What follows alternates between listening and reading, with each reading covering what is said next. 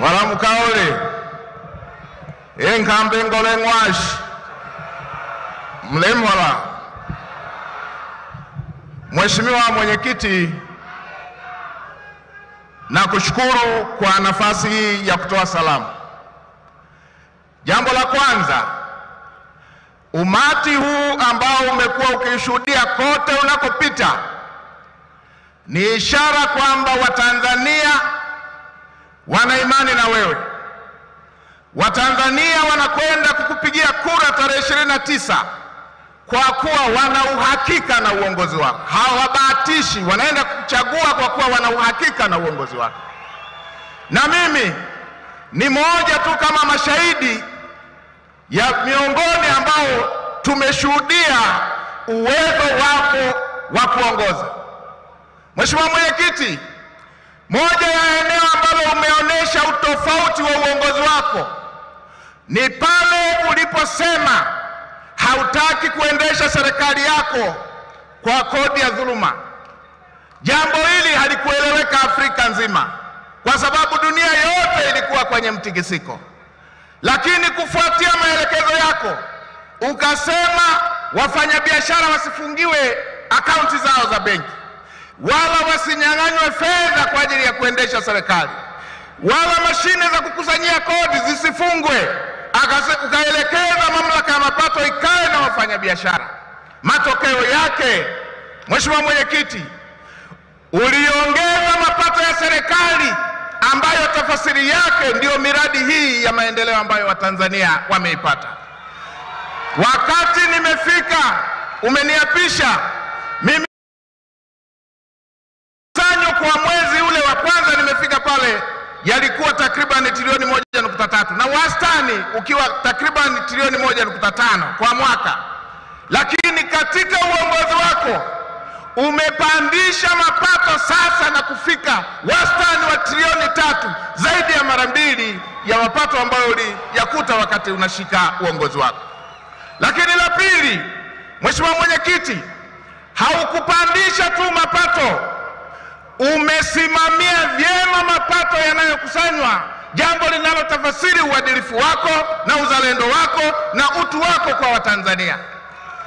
Baada ya kupandisha mapato, Mheshimiwa Mwenyekiti, tangu uhuru tulikuwa bado na wilaya zaidi ya 100 hazina hospitali. Ulivyopandisha mapato, umejenga ndani ya kipindi hiki kifupi wilaya zaidi ya 100 zimepata hospitali, na hata hapa tulipo wilaya 4 zimepata hospitali na hospitali ya rufaa. Sio hilo tu, Mheshimiwa Mwenyekiti, tangu uhuru tulikuwa na tarafa zikiwa hazina vituo vya afya. Uliposhika madaraka, umejenga vituo vya afya ndani ya nchi zaidi ya 600, na hapa mkoa wa Katavi zaidi ya 28 wamepata vituo vya afya ili kuokoa maisha ya kina mama na watoto wachanga na wazee, inayotafasiri kuwa wewe ni kiongozi mwenye utu. Lakini si hiyo tu, umejenga zahanati takriban kila kijiji, umejenga zahanati zaidi ya 2800 kutokana na kuongeza mapato. Na tunavyoongea kwa mkoa wa Katavi zaidi ya zahanati 50 mpya zimejengwa. Mheshimiwa Mwenyekiti, umepandisha mapato na ukasimamia matumizi yake. Sio hilo tu, kulikuwepo na kauli ikitumika ya kwamba watoto wanasoma darasa moja zinawekwa mbao 2, wengine wanafundishwa wameangalia huku, wengine wanafundishwa wameangalia huku.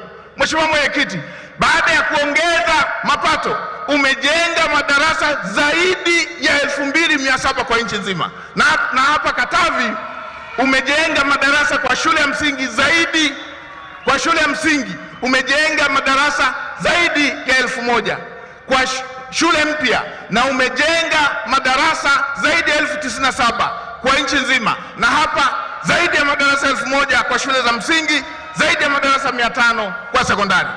Hii ni jambo ambalo linatafasiri kwamba wewe ni kiongozi mwadilifu, umeweza kusimamia mapato yakaongezeka na umerudisha mapato yale kujenga miundombinu. Nimetaja tu sekta chache, lakini wakati unaingia madarakani, mkoa kama Katavi kwenye barabara za vijijini tulikuwa na vijiji havina barabara, umeongeza mapato. Mkoa kama Katavi ulikuwa unapata takriban bilioni 19, wewe umewapatia zaidi ya bilioni 60. Walikuwa wanapata takriban bilioni 150 kwenye upande wa barabara za mikoa, wewe umewapatia zaidi ya bilioni 400. Hii inatafasiri jinsi ulivyo kiongozi unaojali utu, unaojali wa Tanzania, uliye mzalendo, uliyesimamia vyema mapato, uliyesimamia uungwana katika ukusanyaji wa mapato. Mheshimiwa Mwenyekiti, si hilo tu, umeimarisha uchumi wa Tanzania. Leo hii tunavyoongea, Tanzania ina akiba ya fedha zaidi ya dola bilioni 6.7, kiwango ambacho hakijawahi kufikiwa. Bilioni 6.7 dola za Kimarekani kwa fedha ya Tanzania ni zaidi ya trilioni 16. Mheshimiwa Mwenyekiti, kumekuwepo na jitihada za watu kupotosha.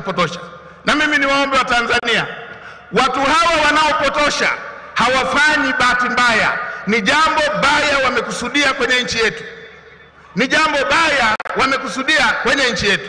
Nikasikia wengine wanaongelea kwamba serikali imeishiwa hela, ina print hela.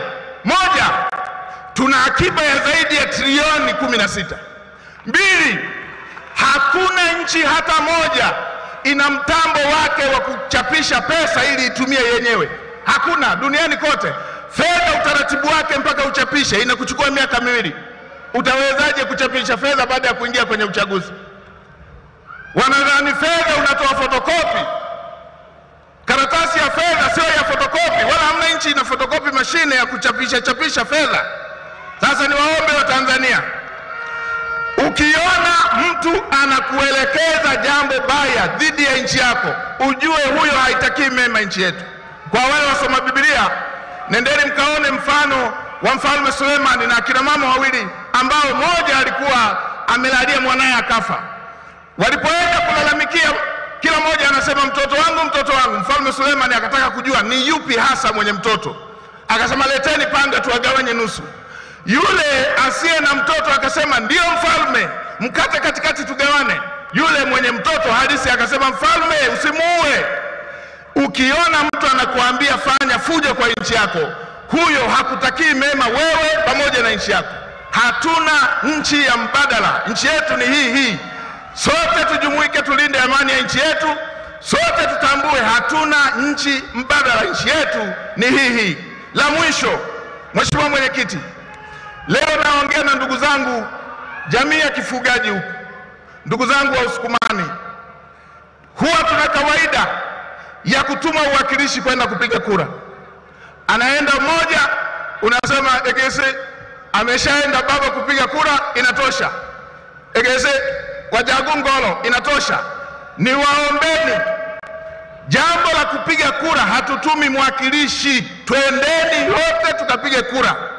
Hata kama wewe siku hiyo unaenda kuchunga, waandae ng'ombe pale, wakati wanajiandaa, kimbia kituoni kapige kura. Na mimi nilikuwa mfugaji, kama ndo mimi ningekuwa naenda kuchunga na waandaa ng'ombe, egese wochage ama pembe doje, wochage ama kenda, wakati wanajiandaa na kimbia kituoni, napiga kura, narudi kuwatoa ng'ombe. Usitume mwakilishi wa familia. Twendeni wote tuliojiandikisha tukapige kura. Mheshimiwa Mwenyekiti, nakushukuru kwa kunipa nafasi. Mungu akubariki sana. Asante sana. Chama cha Mapinduzi. Ndugu Wenje kwa ajili ya salamu fupi. Karibu sana.